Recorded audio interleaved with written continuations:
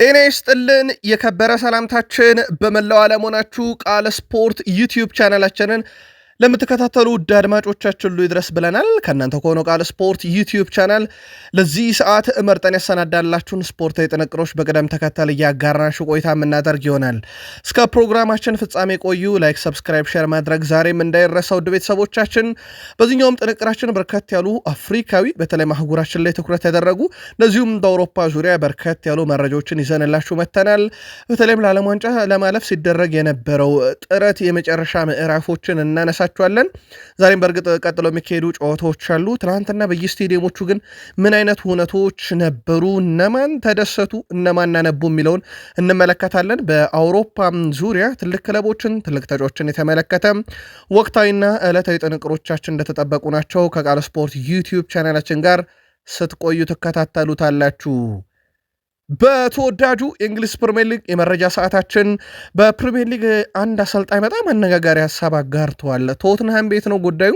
በቢግ ሲክስ እናነሳዋለን። ሌላኛውን የቢግ ሲክስ ክለብ ማንቸስተር ሲቲን በተመለከተ ሃላንድን በተለየ መንገድ ልናነሳ ስለወደድን ሰፋ ያለ ጥንቅር ለሲቲያን ይዘናል። ሲቲዝኖች እስከ ፕሮግራማችን ፍጻሜ ተቆያላችሁ። በቼልሲ በኩል በብሔራዊ ቡድን ግዳጅ ላይ የነበሩ በጣም ወሳኝ ተጫዋቾችን እናነሳለን። ከዛ ውጭ ግን ቡድን ዜና ጆ ፔድሮ ኤስታቪዮን እና እንደዚሁም ከቼልሲ የዝውውር ፖሊሲ ጋር በተያዘ በጣም አነጋጋሪውን ፖሊሲ እንነግራችኋለን። ሊቨርፑሎች ወጣቱን የአማካይ ስፍራ ተጫዋች እየተመለከቱ ነው ተብሏል። በርከት ያሉ የዜና ምንጮችን መረጃውን ይዘውት ወጥተዋል። ከዛ ውጭ የቡድኑ ወሳኝ ተጫዋች እንመለከታለን። በሊቨርፑል በኩል ከኮንትራት ማራዘም ጋር በተያዘም የተለየ መረጃዎችን እየሰማን ነው። እንደዚሁም ብሔራዊ ቡድን ግዳጅ ላይ የነበሩ የሊቨርፑል ተጫዋችን የተመለከተና በሊቨርፑል በኩል ተጨማሪ የቡድን ዜናዎችን ይዘናል። አርሰናል ቤት ከጉዳት ጋር በተያያዘ የተረጋገጡ መረጃዎች አሉ። እነማን ለቶትናም ጨዋታ ይገኛሉ አይገኝም በሚለው ጉዳይ ላይ የቀድሞ የአርሰናልም የቼልሲም ተከላካይ ግን ከአርሰናል ጉዳቶች ጋር በተያያዘ የሚለን ነገር አለ። ከዛ ውጭ የቡድኑ ተጫዋቾች በብሔራዊ ቡድን ግዳጅ ላይ ነበሩ፣ እናነሳቸዋለን። ቡካዮ ሳካ፣ ዴክላን ራይስ፣ ሳሊባን ጨምሮ እንመለከታለን። ከኮንትራት ማራዘም ጋር እየተካሄዱ ያሉ ድርድሮች አሉ። በአርሰናል ቤት ምን አዲስ ነገር አለ? ከዛ ውጭ የቡድኑ ተጫዋቾች ኦዴጋርድ፣ ሞሽኬራን የተመለከተና ትላንት አንድ በጣም ወሳኝ ጨዋታ ነበራቸው አርሰናሎች፣ እንመለከተዋለን። የቡድን ዜና በስፋት ተይዟል።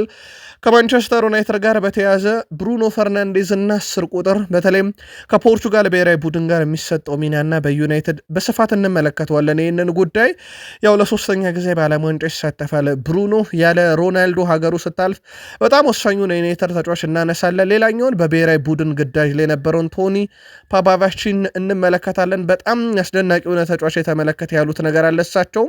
ዩናይትድ ቤት ከአማካይ ክፍል ጋር በተያያዘ በርካታ መረጃዎች እየወጡ ይገኛሉ። ሰፋ ያለ ጥንቅር ይዘናል በጉዳዩ ላይ። እስከ ፕሮግራማችን ፍጻሜ ቆዩ። ላይክ፣ ሰብስክራይብ፣ ሼር ማድረግ ዛሬም እንዳይረሳ ብለናል። በሀሳብ መስጫ ሳጥናችን ላይ በፕሮግራማችን ይዘት በምንደግፏቸው ክለቦች ያሻችሁን ሀሳብ ልታጋሩ እንችላላችሁ። ከቃል ስፖርት ዩቲዩብ ቻናል እኔ ቃለኝ እናንተን እያጋራችሁን መልካም ቆይታ ተመኘን። ትላንት በአፍሪካ አንድ ተጨማሪ ተወካይ ሀገር ለማግኘት በጣም ወሳኝ ጨዋታ ነበረ በሁለት ሀገራት መካከል። ግን ታዲያ በዲሞክራቲክ ሪፐብሊክ ኦፍ ኮንጎ እና በናይጄሪያ መካከል ሲደረግ ጨዋታው ቅድመ ግምት ሁሉ ለናይጄሪያ ነበረ። እንደተባለውም ሶስተኛው ደቂቃ ላይ ኦኒያክ 3 ጎል አስቆጥሮ ናይጄሪያ ተመራ ነበረ። በኋላም ላይ 32ኛው ደቂቃ ላይ ኢሉዋ አቻ ያደረጋቸው። መደበኛ ደቂቃው በዚሁ ተጠናቀቀ። 1-1 ጭማሪ 30 ደቂቃው 1-1። ከዛ በፍጹም ቅጣት ምት ዲሞክራቲክ ሪፐብሊክ ኦፍ ኮንጎ ናይጄሪያን ድል በማድረግ እንግዲህ ወደ ቀጣዩ ዙር ማለፏን አረጋግጣለች። አፍሪካን ወክላ በጥሎ ማለፍ የምትሳተፈው ሀገር ዲሞክራቲክ ሪፐብሊክ ኦፍ ኮንጎ ሆናለች ማለት ነው። ዲሞክራቲክ ኮንጎ ወደ ዓለም ዋንጫ የአህጉራት ማጣሪያ ጨዋታ አልፋ በቀጣይ 26 ላይ ለማለፍ ከ3 ሀገራት ጋር ትፋለማለች። ይህም ኢንተር ኮንፌዴሬሽን ውድድር ሲሆን ከ4 አህጉራት የተውጣጡ ሀገራት እርስ በርስ ነው የሚጫወቱት። ከአፍሪካ ዲሞክራቲክ ሪፐብሊክ ኦፍ ኮንጎ ሆናለች። ቪክተር ኦስሜን ናይጄሪያ ልክ እንደ 22 የካታር ዓለም ዋንጫ ሁሉ በዚህኛውም የአሜሪካ የካናዳና የሜክሲኮ የዓለም ዋንጫ ላይ እንመለከታቸው። በጣም የሚያስቆጭ አጋጣሚ ይመስላል ናይጄሪያ። በእርግጥ በቀጥታ ማለፍ ባይኖረውም ግን ቢያንስ 100% ከዓለም ዋንጫ ውጭ ሆናለች። የናይጄሪያና የቪክተር ኦስሜን የ2026 የዓለም ዋንጫ ጉዞ ትላንት በዲሞክራቲክ ሪፐብሊክ ኦፍ ኮንጎ ተጠናቋል። የ2025 የአፍሪካ የዓመቱ ምርጥ እግር ኳስ ተጫዋች የመጨረሻ 3 እጩዎች ይፋ ተደርገዋል። አሽራፍ ሀኪሚ የፓሪስ ሰን ዠርሜኑ ተጫዋች፣ ሳላህ የሊቨርፑሉ ተጫዋችና ቪክተር ኦሲሜን የጋላታሳራዊ ተጫዋች ከአፍሪካ ምርጦች ቀርተዋል። እንግዲህ ሞሮኮ፣ ግብፅና ናይጄሪያ ተጫዋቾቻቸው ለመጨረሻው ምዕራፍ ደርሰዋል። አሸናፊ ተጫዋች የፊታችን ረቡዕ በሞሮኮ ራባት በሚካሄደው የካፍ ዓመቱ ምርጥ ሽልማት ስነስርዓት ላይ ይፋ የሚደረግ ይሆናል። ከዚህ ጋር በተያያዘ ውድ ቤተሰቦቻችን የዘርፉ 3 ቀርተዋል። አብነት ያክል ከአሰልጣኝ ቡባሽቲያ ከኬፕ ቨርዴ፣ መሐመድ ኦሃቢ ከሞሮኮ ከ20 ዓመት በታች ብሔራዊ ቡድን አሰልጣኝ ናቸው። ዋሊድ ራጉዊ ከሞሮኮ ዋናው ብሔራዊ ቡድን። ስለዚህ ሞሮኮ የመጨረሻ 2 እጩ አሰልጣኞችን ማካተት ትችላለች። ሌላኛው በግብ ጠባቂ ዘንድም የተመረጡ አሉ። የሞሮኮ ከ20 ዓመት በታች ግብ ጠባቂ ሙኒር መሐመድ፣ እንደዚሁም ያሲን ቦኖና የደቡብ አፍሪካው ግብ ጠባቂ ሩዋኒ መካተት ችሏል። ማማሊዲ ሰንዳውስ ነው የሚጫወተው። እነኚህ በግብ ጠባቂነት የመጨረሻ እጩ ናቸው። በብሔራዊ ቡድን ደረጃ የመጨረሻ እጩዎች ኬፕ ቨርዴ፣ ሞሮኮና ሞሮኮ ከ20 ዓመት በታች ተመርጧል። ስለዚህ ሞሮኮ ሞር ዶሚኔት ያደረገችበት እጩ ዝርዝር ማለት ይቻላል። የአፍሪካ መረጃችን አበቃ። ወደ አውሮፓ እንሸጋገር። ዛሬ በአውሮፓ የዓለም ዋንጫ የማጣሪያ መርሃ ግብሮች ቀጥለው ይካሄዳሉ። ኔዘርላንድ ከሉክዘምበርግ፣ ማልታ ከፖላንድ፣ ቼክ ሪፐብሊክ ከጂብልራርት፣ ኔዘርላንድ ከሉታኒያ፣ ጀርመን ከስሎቫኪያ እንደዚሁም ሞንቴኔግሮ ከክሮሻ ጨዋታቸውን ያደርጋሉ። እነዚህ ሁሉም ጨዋታዎች ምሽት 4:45 ሲል ነው የሚጀምሩት። ውድ ቤተሰቦቻችን ዛሬ ለማለፍ በሚደረጉ ትንቅንቆች ላይ በጣም ወሳኝ ጨዋታዎች ይደረጋሉ። በእርግጥ አንዳንድ ነጥብ ይፈልጉ አሉ። እንደ ኔዘርላንድ፣ ጀርመን ያሉ ብሔራዊ ቡድኖች ክሮሻ ማለፏን አረጋግጣ ነው ጨዋታ የምታደርገው። ቀሪዎቹ እንደ ፖላንድ ያሉ ሀገራት ደግሞ ሁለተኝነት ይዞ ለማጠናቀቅ በሚደረግ ፍልሚያ ላይ ነው ጨዋታቸውን የሚያደርጉት። እነኚህ ጨዋታ ውጤቶች ደግሞ በቀጣይ መረጃ ሰዓታችን የምናካትታቸው ይሆናል። ትላንት በርከት ያሉ መርሃ ግብሮችን ተመልክተናል። ለአብነት ያክል እስራኤል ከሞልዶቫ ያደረጉት ጨዋታ ተጠባቂ ነበረ። ምድብ 1 ላይ ነበረ ጨዋታ ነው። በ10ኛው ዙር ጨዋታ እስራኤል ሞልዶቫን 4-1 በሆነ ውጤት ድል አደርጋለች። ዱረን ትሩግማን በፍጹም ቅጣት ምት እስራኤልን 21ኛው ደቂቃ ላይ ቀዳሚ ያደረገ፣ ኒኮላስኩ 37ኛው ደቂቃ ሞልዶቫን አቻ አድርጎ ነበር። በኋላም ላይ ግን ከረፍት በኋላ እስራኤል ተከታታይ 3 ግቦችን አስቆጥራለች። ሩያ ሪቮቭ 65ኛው ደቂቃ ላይ፣ ፓርቲስ 85ኛው ደቂቃ ላይ፣ ባባጎሉ የሞልዶቫ ተጫዋች በራሱ መረብ ላይ 88ኛው ደቂቃ ላይ ገባ አስቆጥረው እስራኤል በድምሩ 4-1 በሆነ ውጤት ጨዋታውን እንደዚሁ ድል ማድረግ የቻለችበት ነበረ። ምንም እንኳን እስራኤል ከዚህ ምድብ ላይ ባታልፍም አስቀድማ መውደቋን ብታረጋግጥም ግን የመጨረሻ ጨዋታዋን በድል ነው ትላንትና ማጠናቀቅ የቻለችው። ተጠባቂ ጨዋታ ነበረ። ምናልባት ጣሊያን 9-0 ኖርዌይን ማሸነፍ የነበረባትና እናደርገዋለን ለምን አናደርገውም ብሎን የጣሊያን ብሔራዊ ቡድን አሰልጣኝ ሲናገሩበት የነበረ ጨዋታ ነው። ግን ጨዋታው እንደዛ አይደለም። ውድ ቤተሰቦቻችን ኖርዌይ ጣሊያን ድረስ ሄዳ ጣሊያንን 4-1 በሆነ ውጤት ድል አድርጋለች። በግብ ማስቆጠር ነገር ጣሊያን ተቀደም ነበር። ፖስቲዮ 11ኛው ደቂቃ ላይ ግብ አስቆጥሮ ትመራ ነበረ ጣሊያን። በኋላም ላይ ግን ኖርዌይ ከረፍት በኋላ 63ኛው ደቂቃ ላይ ኑሳ 78ኛውና 79ኛው ደቂቃ ላይ በአንድ ደቂቃ ልዩነት ሃላንድ አስቆጠረ። በጣም አስደናቂ 2 ግቦች። ላርሰን 93ኛው ደቂቃ ላይ ቀሪ ግብ አስቆጥሮ ኖርዌይ ከሜዳ ውጪ 4-1 በሆነ ውጤት ጨዋታዋን ድል ማድረግ ችላለች። በዚህ መሰረት የጣሊያን ብሔራዊ ቡድን ወደ ጥሎ ማለፉ ገብተዋል ማለት ነው። ለሶስተኛ ጊዜ ምናልባት ዓለም ዋንጫ ሊቀሩ የሚችሉበት እድል አለ። ራሻ 2018፣ ካታር 2022፣ አሁን ደግሞ ካናዳ፣ ሜክሲኮና እንደዚሁም ዩናይትድ ስቴትስ ኦፍ አሜሪካ በሚያዘጋጁት የዓለም ዋንጫ ላይ የማለፏ ነገር አልተረጋገጠም። ጣሊያን ትላንትና 9-0 ማሸነፍ ነበረባት። ሃላንድ ከጨዋታው በፊት አንድ የሚያዝናና ነገር የተናገረው በሚያሳዝን ሁኔታ ያ አይሆንም፣ ምክንያቱም እኔ ጣሊያን ብሔራዊ ቡድን ተጫዋች ስላልሆንኩኝ ማን ያስቆጥርላቸዋል ብሎ ቀልዶ ነበር። ለኖርዌይ ትላንት 2 ግቦችን ማስቆጠሩን ተከትሎ በብሔራዊ ቡድን ደረጃ በነገራችን ላይ ሃላንድ 55 ግቦች ደርሷል በ48 ጨዋታ ማለት ነው። ምናልባት ከኬሊያን ምባፔ በግማሽ ያንሳል። አሁን እኩል ናቸው በብሔራዊ ቡድን ደረጃ 55 ግብ አላቸው ኬሊያን ምባፔ ሃላንድም። ግን ኤርሊንግ ሃላንድ በ48 ጨዋታ ነው እዚህ ላይ ደረሰው። ኬሊያን ምባፔ 94 ጨዋታ አስፈልጎት ነበረ። ሃላንድ በውድድር ዓመቱ እንዳጠቃላይ 32 ጎል አለው በ19 ጨዋታ በሲቲ እና በኖርዌይ ብሔራዊ ቡድን እንዳጠቃላይ 16 ጎሎችን በ8 የማጣሪያ ጨዋታ ለኖርዌይ ማስቆጠር ችሏል። በአውሮፓ ዋንጫ ላይ ቀዳሚ ነው። በነገራችን ላይ ዘንድሮ በአውሮፓም የዓለም ዋንጫ የማጣሪያ ጨዋታ ላይ በጣም አስደናቂ ምሽት ካሳለፈ በኋላ ኖርዌይ በ24 ነጥብ አንደኛውና ወደ ዓለም ዋንጫ አልፋለች። ጣሊያን ከዚህ ምድብ በ18 ነጥብ ወደ ጥሎ ማለፍ ስትገባ ኢስራኤል፣ ኢስቶኒያ እና ሞልዶቫ ከምድቡ ተሰናባች ሆነዋል። ዩክሬን ከአይስላንድ በጣም ወሳኝ ጨዋታ ነበረ በዚህ ምድብ ላይ የተደረገ። ዩክሬን በተለይም ደግሞ ራሷ አይስላንድን መግጠሟ በቀጥታ ለዓለም ዋንጫ ጥሎ ማለፍ እንድትገባ ያደረጋት ነበረ። ትላንትና በዩክሬን በኩል ግብ በማስቆጠር ረገድ 83ኛው ደቂቃ ላይ ዙብኮቭ አስቆጥሮ መሪ ያደረጋቸው። ከዛ በኋላ ሁስት ሊያክ 93ኛው ደቂቃ ላይ የዩክሬን ሁለተኛ ግብ አስቆጠረ። ስለዚህ ዩክሬን ቢያንስ በጥሎ ማለፉ እንኳን ፈረንሳይን ተከትላ ሁለተኛ ሆና እንድታልፍ 83ኛው ደቂቃ ድረስ መጠበቅ ነበረባት። በእርግጥ አቻ መውጣትም በጨዋታው ላይ ለዩክሬን ጠቃሚ ነበረ ካላት የግብ ልዩነት አንጻር በአይስላንድ በኩል ጠቃሚ ነበረ። ግን ዩክሬን ማሸነፏ ለማለፏ በጣም ወሳኝ ነበረ በጥሎ ማለፉም ቢሆን። ከዚሁ ምድብ ላይ አዘርባይጃን ከፈረንሳይ ጨዋታ አድርገው ነበር። ያው ፈረንሳይ እዚህ ምድብ ላይ ማለፏን አረጋግጣ ያደረገችው ጨዋታ ነበረ። እነ ኬሊያን ምባፔ በጉዳት አልነበሩም። ግብ በማስቆጠር ረገድ አዘርባይጃን ቀዳሚ ነበሩ። ዳዳሶቭ 4ኛው ደቂቃ ላይ መሪ ያደረገ። ነገር ግን ፈረንሳይ 17ኛው ደቂቃ ላይ ዣን ፌሊፔ ማቴታ፣ ከዛ በኋላ ምናልባት ይህን ስም እንዳትረሱት በጣም አስደናቂ በሞናኮ ይገኛል አኩልች 30ኛው ደቂቃ ላይ እንደዚሁም አዘርባይጃኑ ተጫዋች 45ኛው ደቂቃ ላይ ማጋማ ዲያሊየቭ ግብ አስቆጥሮ ፈረንሳይ 3-1 በሆነ ውጤት ድል አድርጋለች።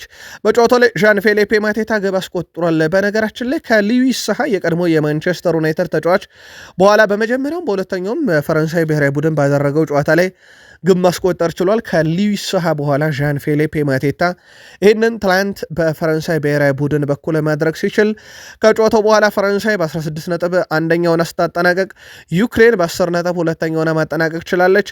አይስላንድና አዘርባይጃን ከዚህ ምድብ መውደቃቸውን ያረጋገጡ ሀገራት ናቸው።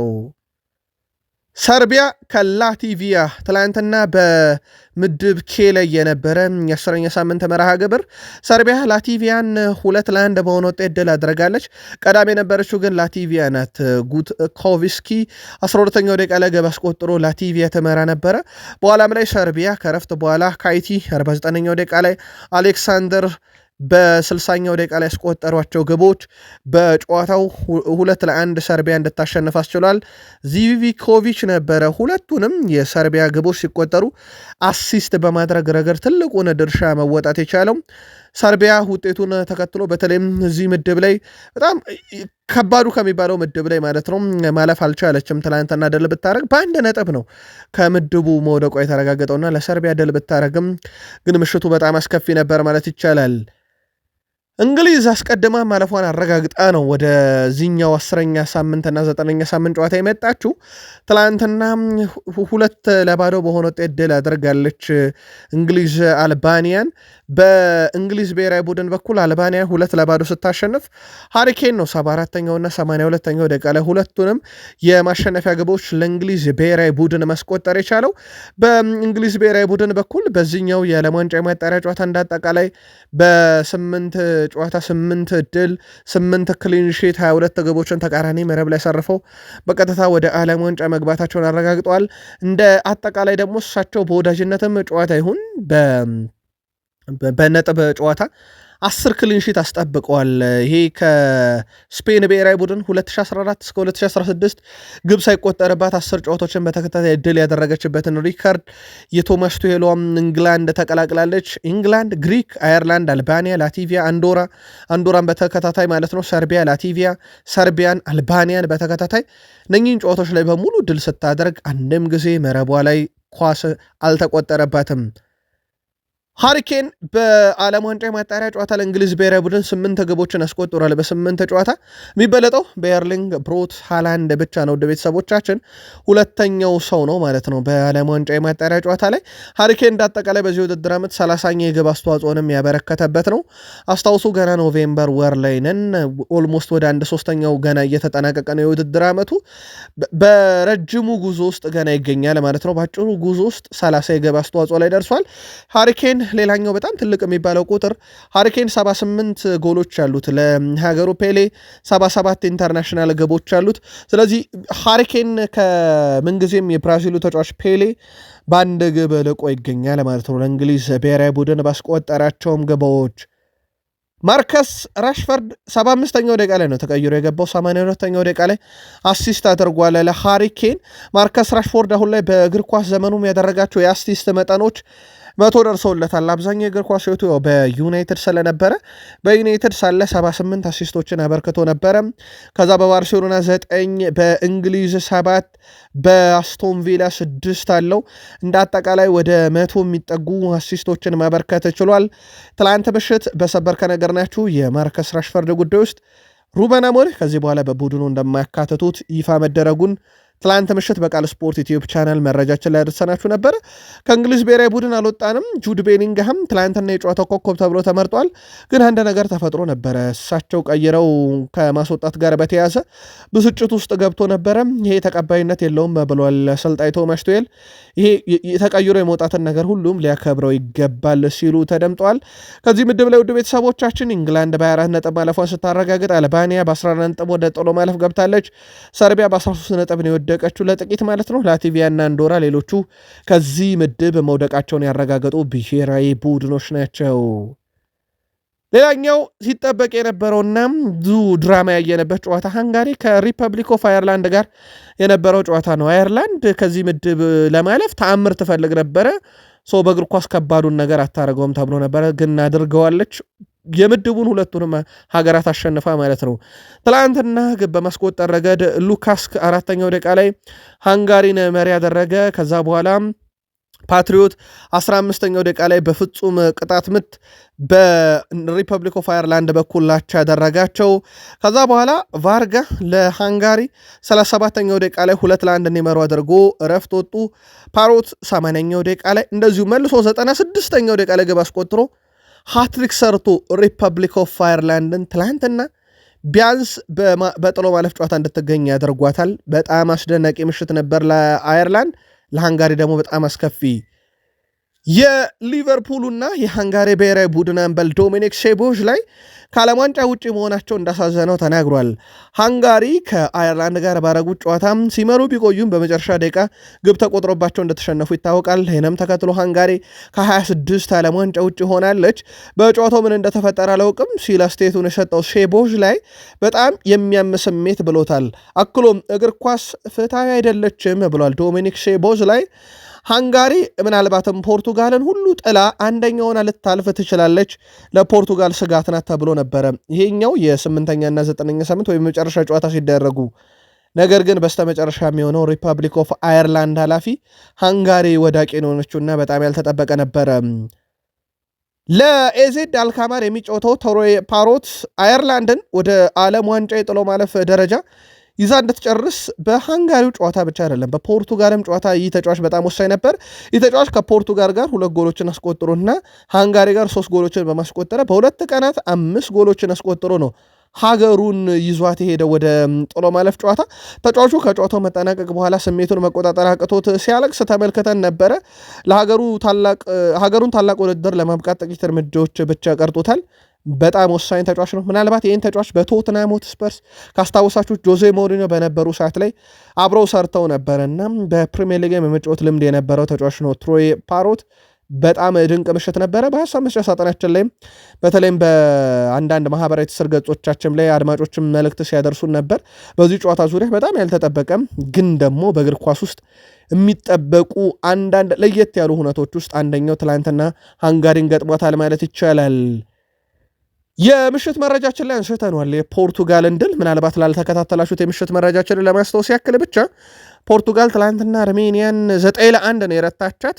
በፖርቱጋል ብሔራዊ ቡድን በኩል ሁለት ተጫዋቾች ሃትሪክ ሰርተዋል። ጆ ኔቬስ 30ኛው 41ኛው እና 81ኛው ደቂቃ ላይ፣ ብሩኖ ፈርናንዴስ 45ኛው ደቂቃ ተጠናቆ በጭማሪው 3ኛው ደቂቃ 51ኛው እና 72ኛው ደቂቃ ላይ ቀሪዎቹን ግቦች ሬናቶ ቬጋ በ7ኛው፣ ጎንካሎ ራሞስ 28ኛው እና ኮንሴሳኦ 92ኛው ደቂቃ ላይ ማስቆጠር ችሏል። በአርሜኒያ በኩል ከሽንፈት ያልታደገች ብቸኛ ግብ 18ኛው ደቂቃ ላይ ስፓርቲኒያ አስቆጥሮ አቻ አድርጓቸው ነበረ። ከዚህ በኋላ ነው 8 ግብ አስቆጥራ ፖርቱጋል ጨዋታውን 9-1 ያሸነፈችው። በጨዋታው ላይ ሮናልዶ በቅጣት አልነበረም። ብሩኖ ደግሞ ቅጣቱን ጨርሶ የተመለሰበት ምሽት ነበረ። ፖርቱጋል በታሪካዊው ክርስቲያኖ ሮናልዶ ተጫዋች መመራት ሳትጀምር 17 የዓለም ዋንጫ ማጣሪያ ጨዋታ አድርጋ 3 ጊዜ ነበረ መሳተፍ የቻለችው። ክርስቲያኖ ሮናልዶ ለፖርቱጋል መጫወት ከጀመረ ጊዜ ጀምሮ 6 የማጣሪያ ጨዋታ ተሳትፋ 6ቱንም አልፋ ለዓለም ዋንጫ በቅታለች። እንዲሁም ክርስቲያኖ ሮናልዶ ፊት ፖርቱጋል ዋንጫ አንስታ አታውቅም። ከክርስቲያኖ ሮናልዶ ጋር 3 ዋንጫ አነሳች። ሮናልዶ አሁን 40 ዓመቱ ላይ ነው። በትላንትናው ዕለት በቅጣት ምክንያት ባይገኝም የ40 ዓመቱ ሮናልዶ በዚህኛው የማጣሪያ ጨዋታ በ5 ጨዋታ 5 ጎል አለው። በነገራችን ላይ ከዚህም በፊት አርሜኒያን 5-0 ስታሸንፋት ፖርቱጋል ሮናልዶ አልነበረም። ትላንትናም 9-1 ስታሸንፋት ሮናልዶ አልነበረም። ከዚህም በፊት 9-0 በሆነ ውጤት ድል ያደረጉባቸው ጨዋታዎች ነበሩ።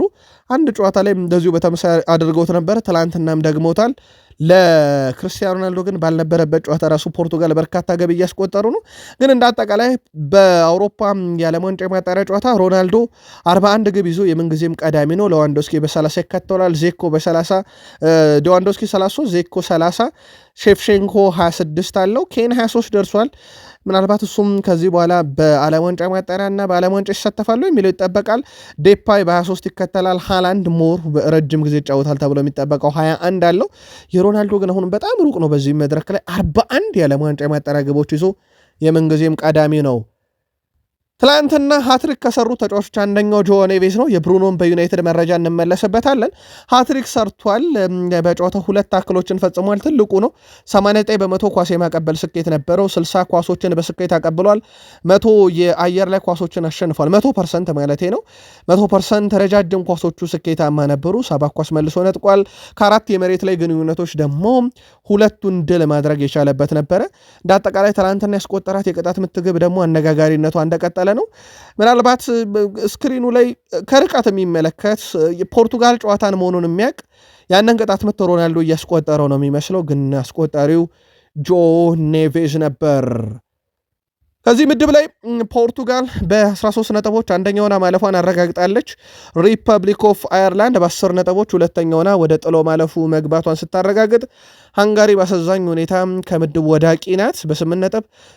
አርሜኒያ ደግሞ አስቀድማ መውደቋን ያረጋገጠች ነበረች፣ 4ተኛ ሆና ጨርሳለች ማለት ነው። ከዚህ ጋር በተያያዘ ግን ውድ ቤተሰቦቻችን በዓለም ዋንጫ ላይ እንደ አጠቃላይ በክርስቲያኖ ሮናልዶ መሳተፉን ተከትሎ ያው ሜሲም ይሳተፋል።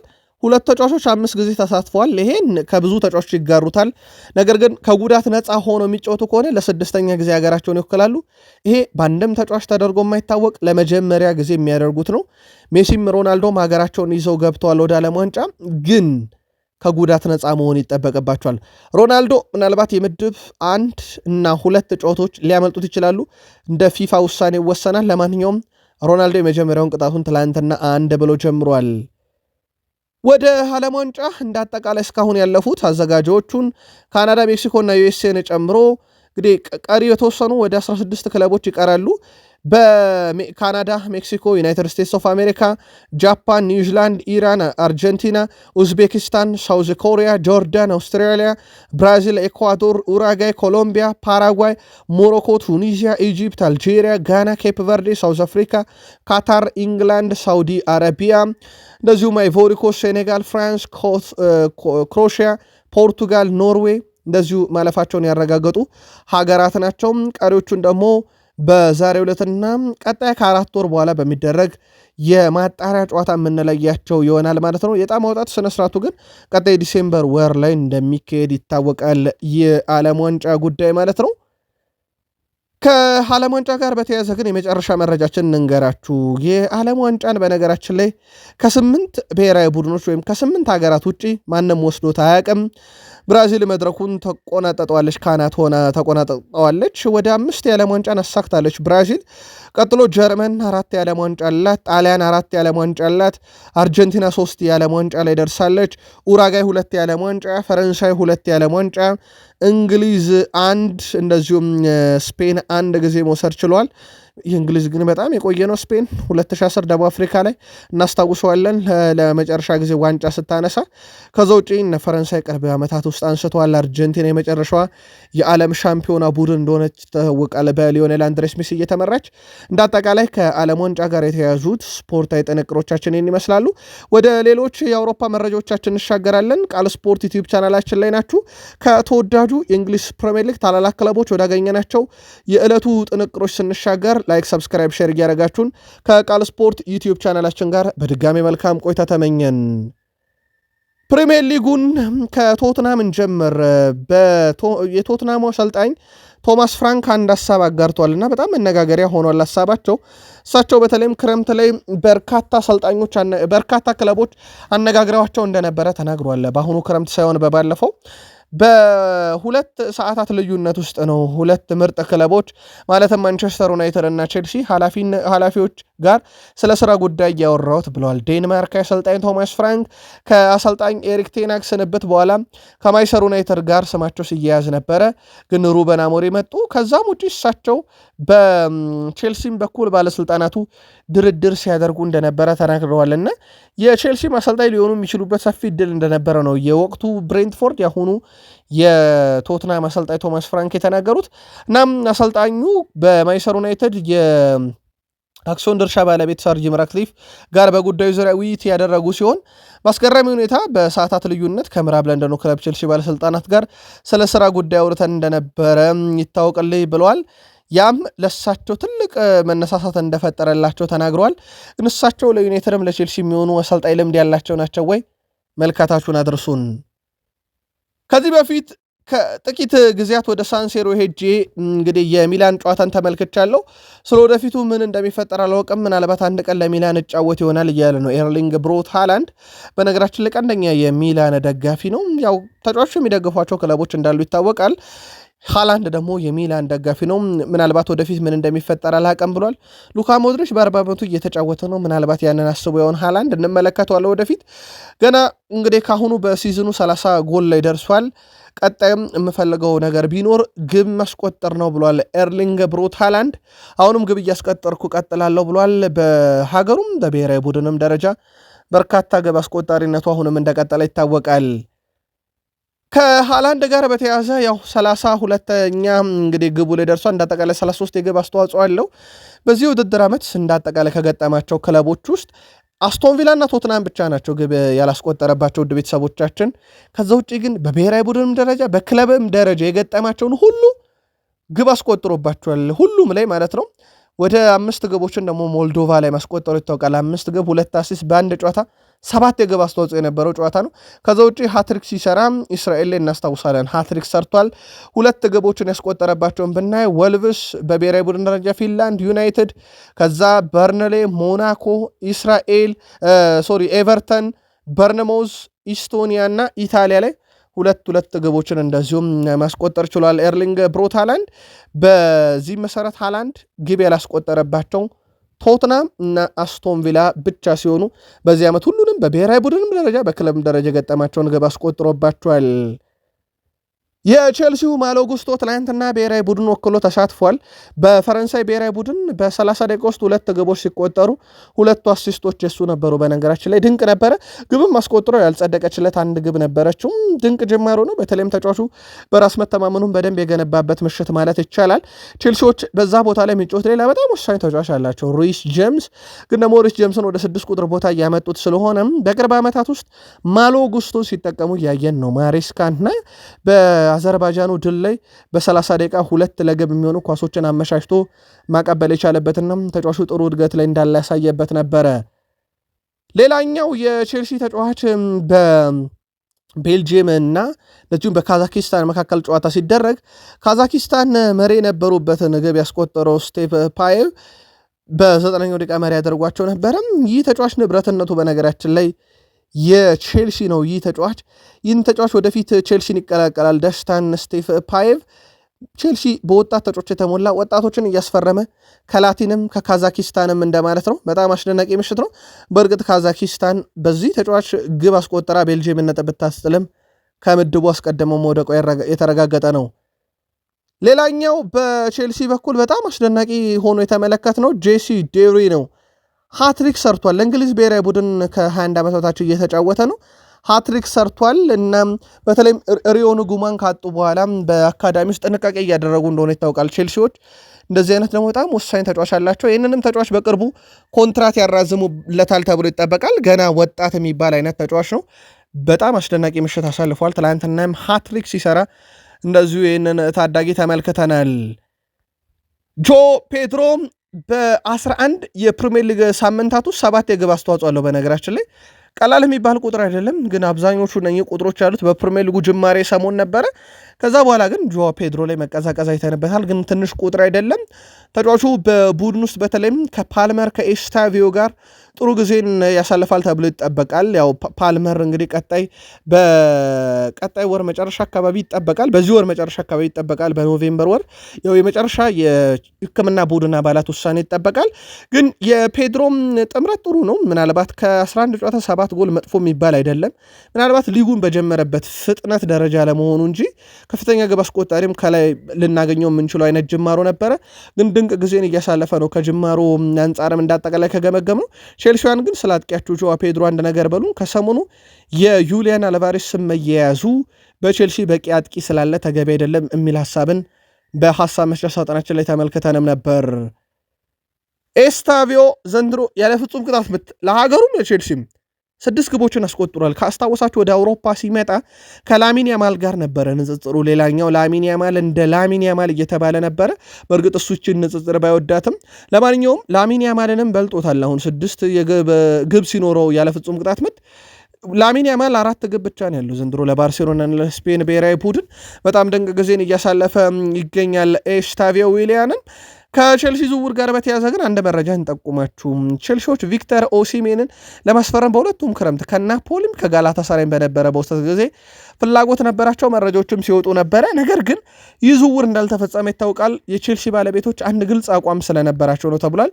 ይህም ግልጽ አቋም ውድ ቤተሰቦቻችን በቼልሲ በኩል የተያዘው ይህ የደሞዝ ጣራውን የሚያናጋ ወይም የደሞዝ አከፋፈል ስርዓታቸውን የሚያዛባ አይነት ተጫዋች ወደ ቡድኑ እንዳይመጣ መፈለገ ብቻም በባለቤቶቹ በኩል ይህ ዝውውር እንዳይፈጸም ምክንያት ሆኗል ተብሏል። ምናልባት የቪክተር ኦሲሜን ወደ ቼልሲ ቢመጣ ኖሮ ከዚህ የተለየ የውድድር ዓመትን ቼልሲ ያሳልፍ ነበር ወይ? መልካታችሁን እናድርሱን። ትላንትና ቪክተር ኦሲሜን ከሀገሩ ጋር ወደ ዓለም ዋንጫ መሄድ ሳይችል እንደቀረ ይታወቃል። በዚሁ አጋጣሚ ሊቨርፑል በጥር የዝውውር መስኮት አንዳንድ ዝውውሮችን ማድረጋቸው አይቀርም። ቡድኑን ለማጠናከር በተለይም በመሃል ሜዳ ክፍል ላይ አንዳንድ ጥራት ያላቸውን የፕሪሚየር ሊግ ልምድ ያላቸውን ተጫዋቾች ያመጣሉ ተብሎ ይጠበቃል። በዝርዝራቸው ውስጥ ግን ለጥር የሚሆን ለክረምት የክሪስታል ፓላሱ አዳም ዋርተን ተካቷል። ካስታወሳችሁ የክሪስታል ፓላስን ተጫዋች ሊቨርፑል ሲፈልጉ ለመጀመሪያ ጊዜ አይደለም። ከዚህ ቀደም ማርክ ጉዌን ፈልገው ሊያመጡትም ከጫፍ ደርሰው ያልተሳካ ዝውውር እንደነበረ እናስታውሳለን። በእርግጥ ይህ ዝውውር ሊሳካ የሚችልበት የመጨረሻ ምዕራፉ አሁን ክረምት ወይም አሁን ጥር ላይ ወይም ቀጣይ ክረምት ላይ ነው የማርክ ጉዌ። አሁን ደግሞ ሌላኛውን የክሪስታል ፓላስ አማካኝ አዳም ዋርተንን በዝርዝራቸው ሲከቱ ሌሎችም በርከት ያለው ክለቦች ዩናይትድን ጨምሮ ይህን ተጫዋች ፈላጊ ናቸው በሚል መረጃዎች ሲወጡ እንደነበረ ይታወቃል። ዶሚኒክ ሶቦስላይ ከሃንጋሪ ጋር ወደ ዓለም ዋንጫ ሳይሄዱ ቀርተዋል። የሊቨርፑሉ ተጫዋች ግን ድንቅ ምሽትን አሳልፏል። አንድ አሲስት አደረገ፣ ብዙ የጎል እድሎችን ፈጠረ፣ 5 ብዙ ኳሶችን አቀበለ፣ 7 ወደ 4 የተሳኩ ድሪብሎችን አድርጓል፣ 79 ኳሶች ነካ። በአጠቃላይ 89% ኳስ የማቀበል ስኬት ነበረው። በአየር ላይ ግንኙነቶችም ሶስቱንም አሸንፏል 100%። 5 ጊዜ ኳስን ከራሳቸው የሜዳ ክፍል አርቋል። 4 ጊዜ ደግሞ ኳስን መልሶ መቀማት ችሏል። ድንቅ ምሽት አሳልፏል። ሶቦስላይ የጨዋታው ኮከብ ነበረ። ዶሚኒክ ሶቦስላይ ለሀገሩ ሃንጋሪ ተሰልፎ በተጫወተባቸው 6 የዓለም ዋንጫ የማጣሪያ ጨዋታዎች የነበረውንም ቁጥራዊ መረጃ ብናይ ውድ ቤተሰቦቻችን እስከተሸነፉበት ጨዋታ ጨምሮ ማለት ነው በአራቱም ጨዋታ አሲስት አድርጓል። በአራቱም ጨዋታ ላይ ዝቅተኛ ነጥቡ 8.3 ነው ሬቲንግ የተሰጠው። ምናልባት ብቻውን ሆነ ሊባል በሚችል ደረጃ ሀገሩን ታግሎ ነበረ፣ ግን ወደ ዓለም ዋንጫ ማለፍ ሳትችል ቀርታለች ሃንጋሪ። ለአርሰናል ደጋፊዎች ፋብሪዚዮ ሮማኖ እንደ መረጃ ይዞቷል። ጋብርኤል ማጋሌሽ የጡንቻ ጉዳት ስለሆነ በቶትናም ጨዋታ ላይ እንደማይገኝ፣ ጋብርኤል ወደ ሊልም ያላመራው በዚህ ምክንያት እንደሆነ ታውቋል ከሴሌሲዎቹ ጋር። ስለዚህ በቱኒዚያ ጨዋታ ላይ አይገኝም። ለአርሰናል ከቶትናም ጨዋታ ላይ አይገኝም። ሪካርዶ ካላፊዮሪ ግን 100% ለጨዋታው ይደርሳል ብለዋል ፋብሪዚዮ ሮማኖ። ከታማኝ ምንጮቻችን ያረጋገጥነው ነው። ስለዚህ በቀጣይ ጨዋታ ላይ ሪካርዶ ካላፊዮሪ ሲገኝ ማጋሌሽ የለም። የማጋሌሽን ቦታ ፔሮ ሄንካፔ ቅድመ ግምት ተሰጥቶታል። ክርስቲያን ሞሽኬራ ደግሞ ሌላኛው አማራጭ ነው። ትክክለኛም ፐርፌክት አማራጩ ሊሆን የሚችለው ፔሮ ሄንካፔ ነው፣ በግራ እግሩ ስለሚጫወት። በቀጣይ የቶትናሙ ጨዋታ ላይ እሱን ልንመለከተው እንችላለን። ያው የማይክል አርቴታ አቀራረብ ደግሞ በጨዋታው ላይ በጣም ወሳኝነት ይኖረዋል። ለማንኛውም ማጋሌሽ በቶትናም ጨዋታ ላይ እንደማይገኝ ፋብሪዚዮ ሮማኖ አረጋግጧል። ዊሊያም ጋላስ የቀድሞ የአርሰናልም የቼልሲም ተከላካይ ነው። ማጋሌሽ በለንደን መቆየት ትልቅ ስኬት ነበር ብሎ ነበረ። በነገራችን ላይ ብራዚል ካስታወሳችሁ ጨዋታ ያደረገችው በኤምሬስ ስቴዲየም እንደነበረ ይታወቃል። ታዲያ ኤምሬስ ስቴዲየም ላይ ጨዋታው መደረጉ ለማጋሌሽ እዛው ይቆያልና ጥሩ ነው ያለው ዊሊያም ጋላስ ነበረ። ግን ደግሞ ዊሊያም ጋላስ እንዳለው በኤምሬስ መቆየቱ ጥሩ ቢሆንም ጨዋታው ኤምሬስ ላይ ቢደረግም ግን ጉዳት ማስተናገዱ በጣም እንዳስገረመውና እንዳሳዘነው ተናግሯል። ዊሊያም ጋላስ የድካም ስሜት ይቀንሳል ብዬ ነበር፣ ግን ጉዳት መጫወትም እንዳይችል አድርጎታል። ይሄ ለአርሰናል አስከፊ አጋጣሚ ነው ብሏል ዊሊያም ጋላስ በነገራችን ላይ። እናም አርሰናሎች አማራጭ ስላላቸው ምናልባትም በጋብርኤል ማጋሌሽ ደረጃ የሚጠቀስ ባይሆንም ግን አማራጮች ስላሏቸው ጨዋታውን ይወጡታል ብሏል። የቶትናምን ጨዋታ በአርሰናል በኩል ግን እንዳለው ይሄ የዋንጫ ፉክክሩ ላይ እንቅፋት ሊሆኑ የሚችሉ ነገሮች አምና እሳቸው ራሳቸው ማይክል አርቴታ ጉዳትና ቅጣት ብለው ነበር። ቅጣቱ ቀርቶላቸዋል ዘንድሮ፣ ግን ጉዳት አርሰናልን አሁንም በይበልጥ እየፈተነ ይገኛል። ቡካዮ ሳካ ከእንግሊዝ ብሔራዊ ቡድን ጋር እንግዲህ ቋሚ 11 ውጪ ሆኖ በትላንትናው ዕለት ጀምሯል። ከተቀያሪ ወንበር ላይ ሆኖ ሲጀምር በሁለት ዓመት ውስጥ ለሁለተኛ ጊዜ ነው። በነገራችን ላይ ቡካዮ ሳካ ያው ከጉዳት ነጻ እስካልሆነ ድረስ ካለ ቤንች አይሆንም። ሳካ ትላንት 64ኛው ደቂቃ ላይ ከገባ በኋላ ነው እንግሊዝም ወደ ግብ ማስቆጠር የመጣችው። 82ኛው ደቂቃ ድረስ 2-0 አደረገችው። የሳካ መምጣት ተጽዕኖ ቀላል አልነበረም። ትላንትና ከተቀያሪ ወንበርም ላይ ቢሆን ማለት ነው።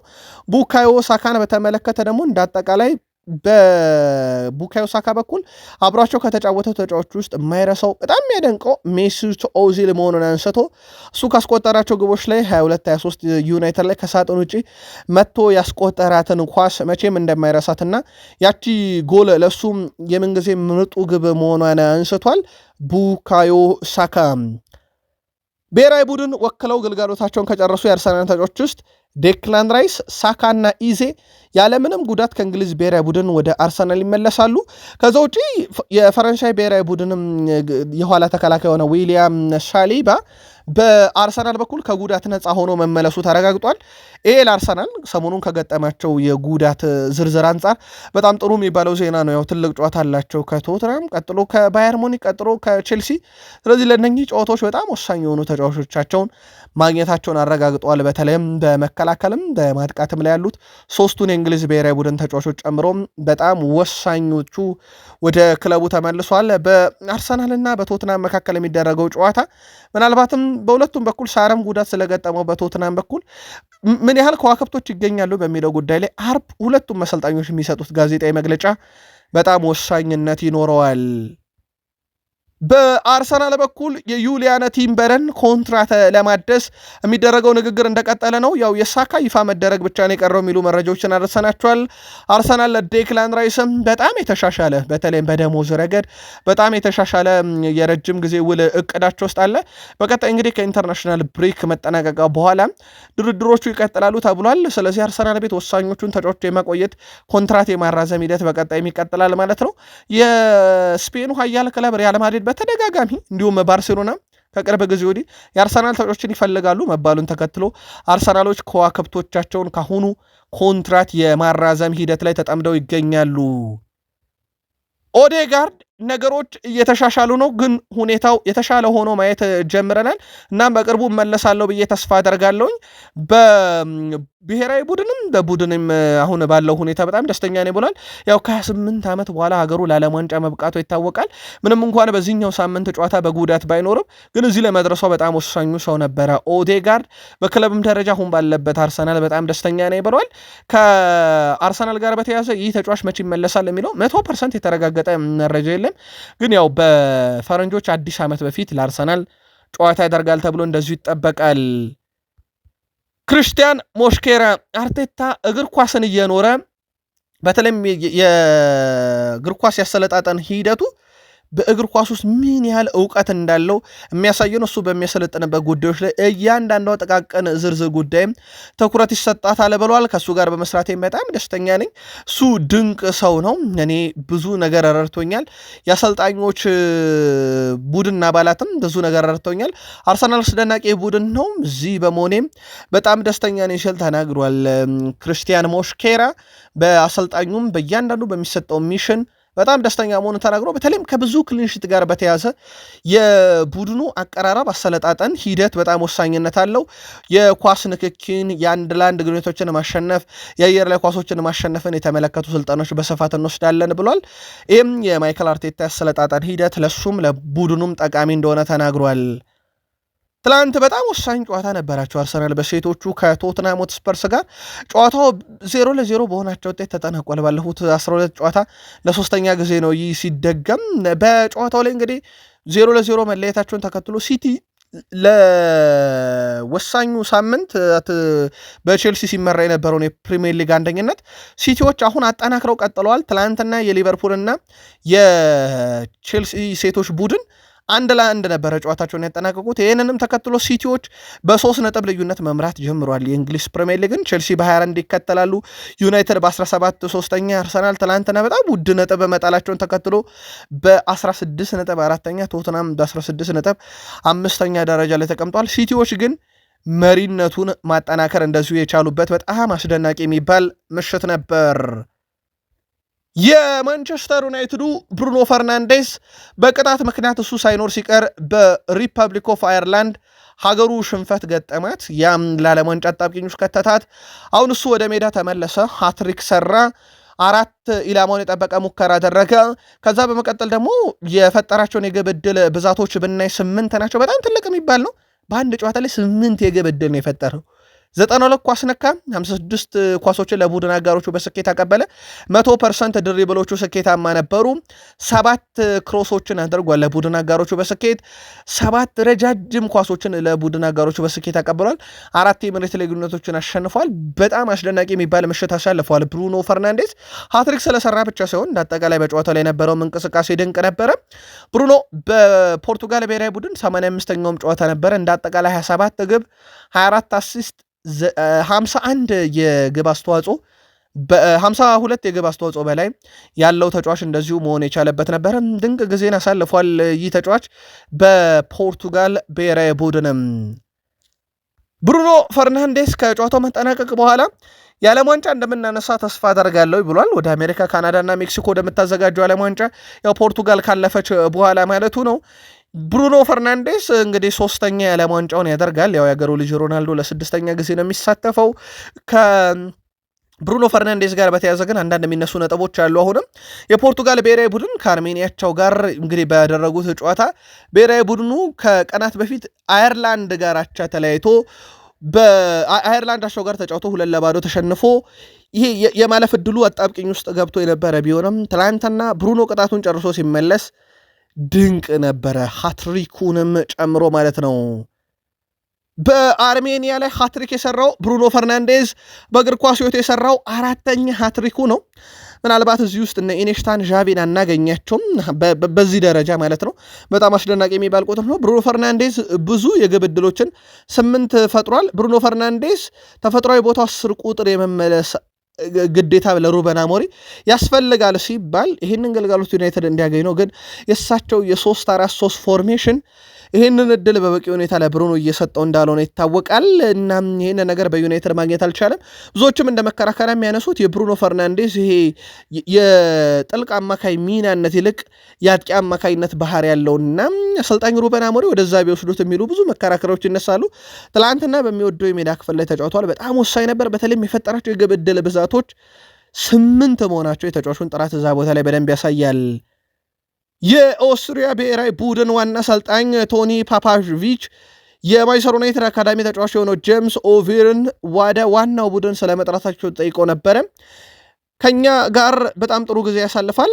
ከማንቸስተር ዩናይትድ ጋር ያለን ጥሩ ግንኙነት ይህን ተጫዋች ወደኛ እንድናመጣው አድርጎናል። በአካዳሚ በልምምድ ወቅት ምን ያህል አቅም እንዳለው አሳይቷል። ምን ያህል ትልቅ እንደሆነም እና ከመጀመሪያው ቡድን ጋርም ምን ያህል እንደሚሰራ እናውቃለን። እሱ ከ18 ዓመት በታች እና ከ21 ዓመት በታች ቡድን ጋር መጫወት ጊዜ ማሳልፏል ብለዋል። ለእሱ ድል መስጠት ጠቃሚ ይሆናል ብዬ አስቤ ነበር። ምን ማድረግ እንደሚችልም እናያለን ሲሉ ተደምጧል። የኦስትሪያ ብሔራዊ ቡድን አሰልጣኝ ለዩናይትዱ ተጫዋች ግን ትልቅ እድል ነው። ጄምስ ኦቪየርን በወጣትነቱ ብሔራዊ ቡድንን ያክል ነገር መወከሉና በማንቸስተር ዩናይትድ ደግሞ ቀጣይ የ28 ፕሮጀክት አካል ወይም የፕሮጀክት 150 አካል ይሆናል ተብሎ ይታሰባል። ይህም ተጫዋች በአጠቃላይ በማንቸስተር ዩናይትድ ብቻ ሳይሆን ወደ ቤተሰቦቻችን እንደ አጠቃላይ በአውሮፓ ዙሪያ ዳግም ኢንተርናሽናል ብሬኮችን መልሰን ልናይ 4 ወራት ይቀሩናል ማለት ነው። ለሚቀጥሉት 4 ወራት የሊግ መርሃ ግብሮች ብቻ የኮመኮምን የምንቀጥል ይሆናል። ከዩናይትድ ጋር በተያያዘ በርካታ መረጃዎች እየወጡ ነበረ። በተለይም የአማካይ ጉዳይ ላይ ያው ካዜሜሮ ደሞዝ መቀነስ አለበት ከ120 እስከ 150 ሺህ ዩሮ ብቻ ለመክፈል ዩናይትድ እቅድ አላቸው። ከ350 ሺህ በላይ ያገኛል አሁን በአመት 18 ሚሊዮን ፓውንድ አካባቢ። ከዛ ቅናሽ እንዲያደርግ ይፈልጋሉ። ምናልባት ቅናሽ የማያደርግና የሚለቅ ከሆነ እንደ ኦሪዮል ቹዋሚኒ ያለ ተጫዋች ከሪያል ማድሪድ ዩናይትድ በዝርዝራቸው ውስጥ አካቷል ለ6 ቁጥር ሚና።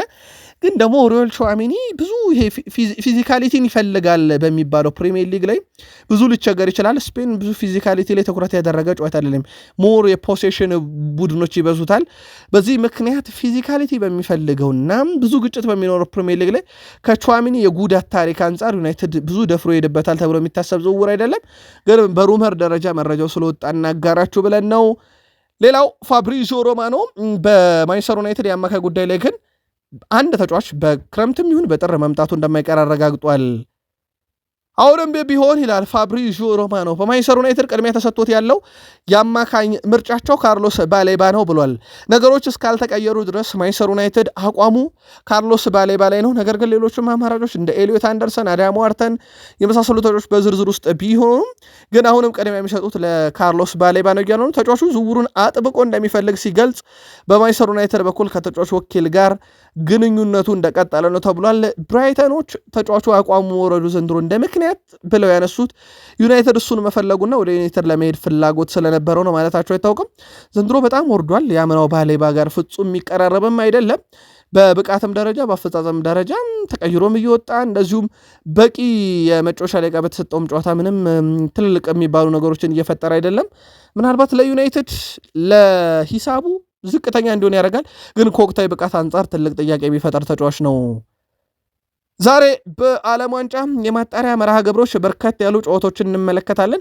በተለይም በአውሮፓ ዙሪያ እነኚህ ጨዋታዎች ሲደረጉ ቀሪ ኃላፊ ሀገራትና ወደ ጥሎ ማለፉ መግባታቸውን የሚያረጋግጡ ሀገራትን እንደዚሁ የምንለይበት ጨዋታ ይሆናል ማለት ነው። ዛሬ አመሻሽ 4:45 ሲል ሁሉም ጨዋታ ይደረጋል። ኖርዝ አየርላንድ ከሉክዘምበርግ፣ ማልታ ከፖላንድ፣ ቼክ ሪፐብሊክ ከጂብራልታር፣ ኔዘርላንድ ከሉታኒያ፣ ጀርመን ከስሎቫኪያ እንደዚሁ ሞንቴኔግሮ ከክሮሻ ጨዋታቸውን የሚያደርጉ ይሆናል። እነኚህ ሁሉም ጨዋታዎች ምሽት 4:45 ሲል ይጀምራሉ። ለምትደገፏቸው ብሔራዊ ቡድኖች ወይም ተጫዋቾቻቸው በስፋት ለሚገኙበት ብሔራዊ ቡድን መልካም ዕድል እንዲገጥማቸውና ተጫዋቾች ሁሉ ከጉዳት ነፃ ሆነው ወደ የክለቦቻቸው እንዲመለሱ ምኞታችን ነው። ቃል ስፖርት ዩቲዩብ ቻናል ለተሰኘው ማለዳ ያሰናዳላችሁ ስፖርታዊ ጥንቅር ይህን ይመስላል። ጥቂት ቆይተን እንገናኝ። አበቃን።